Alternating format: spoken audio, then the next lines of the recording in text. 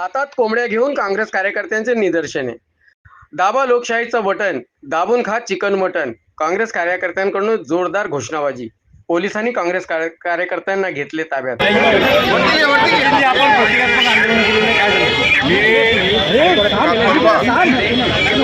महानगरपालिकेला एक निवेदन दिलं होतं की तुम्ही ही जी मांस विक्रीवर जी बंदी आणलेली आहे ती तुम्ही मागे घ्या.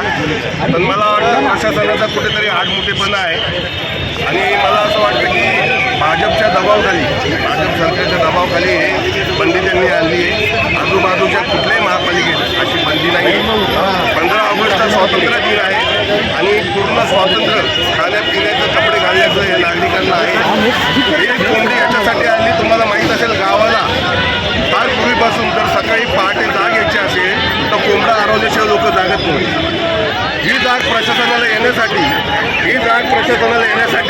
एक कोंबडी आम्ही पालिकेवर सोडण्यासाठी आणलेली आहे. त्याचं कारण महापालिकेत इतर प्रश्न असताना आज रस्त्याची समस्या आहे, खड्ड्यांची समस्या आहे, हॉस्पिटलची समस्या आहे, रेल्वेची समस्या आहे. या सर्व समस्या याच्यावर काम करायचं सोडून आयुक्त नाही ते उद्योग करतात, कुठला तरी फुटकळ आदेश काढतात आणि अशी व्यापाऱ्यांवर बंदी आणतात. मला असं वाटतं की जास्त व्यापारी हे मराठी आगरी कोळी आहेत, त्याच्यामुळे मला वाटतं त्यांच्या पोटावर लाथ मारण्याचं काम प्रशासन करते आणि याच्या विरोधात करून देखील आदेश मागे घेतला नाही.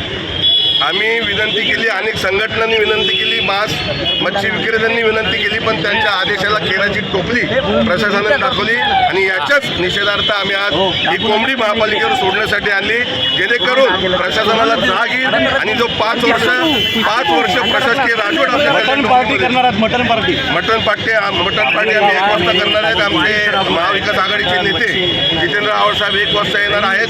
मल्हार हॉटेलमध्ये मटन, मच्छी, कोळंबी याच्यावर आम्ही पार्टी करून त्याच्यामध्ये सर्व म्हणजे महाविकास आघाडीचे दीपेश म्हात्रे असतील किंवा मनसेचे राजू पाटील असतील हे देखील येणार आहेत आणि आम्ही मीडियासमोर मटन मच्छी खाऊन आम्हाला कोण मटन मच्छी खाण्यापासून अडवतो हे बघणार आहोत. त्याच्यामुळे आमच्या स्वातंत्र्यावर गदा आणण्याचं काम प्रशासनाने करू नये, नाहीतर त्याला वेळीच जे उत्तर देतं ते आम्ही देऊ आणि ही कोंबडी आम्ही आज महापालिकेवर सोडायला निघालो आहे.